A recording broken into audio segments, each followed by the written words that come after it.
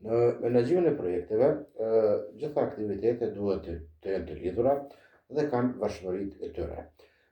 Një prej lidhjeve, që përdoret tek menaxhimi i projekteve, tek aktivitetet është lloji i lidhjes finish to finish. Çka do të thotë? Do thotë që aktiviteti i ardhshëm nuk përfundon pa përfundu aktiviteti paraprak, apo mund të themi që dy aktivitetet duhet të përfundojnë njëkohësisht. Edhe pse duket diçka shumë e thjeshtë, ka shumë raste kur disa kompani harrojnë që ta përfundojnë një aktivitet edhe mbetet në jetë edhe për të jetës së projektit. Për shembull, është një rast që ka ndodhur në Angli. Ishte një kështjellë, muze, që kishte shpenzime të larta. Edhe vendmarri një këshilltar financiar për të diskutuar si mund të ulin shpenzimet.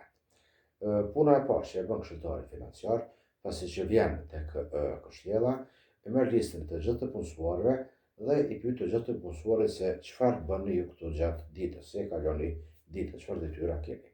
Pra, kështjella kishte sigurimin, kishte recepcionin, kishte të gjitha pozitat, mirë po ishte edhe një person i cili vetëm rrinte te dera, pa ndonjë përshkrim të punës. Dhe e pyesin, cili është roli yt? Ai thot punoj që 20 vite dhe puna ime është të ri te dera. Në rregull. Pyesin, që sa kohë punon? Që 20 vite. Si ke hyrë punë?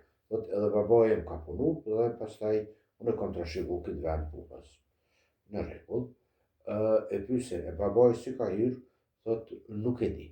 Pyesin pronarin e kështjellës, thonë si është puna e personit që rrin te dera. Pronari thot, po thot, jon familje mirë, punojnë që 4 gjenerata punojnë të na. Puna atyre është që të rinë të dera. Po pse rinë të dera, nuk e din. Pastaj hulumtohet rasti në arkivat e kështjellës. Dhe zbulohet që 4 gjenerata më heret në kështjellë kanë pas musafir.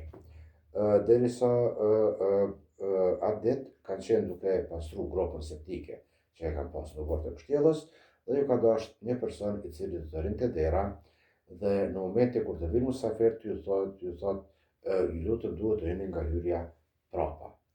Mirë po, çfarë ka ndodhur? Askush ai personi nuk ka thonë të nesër të shkon në shtëpi, nuk na duash dhe 4 gjenerata dikush prej një familje rrin te një derë, paguhet, 4 gjenerata një familje e pagun një njeri për cilin nuk e din as pse është.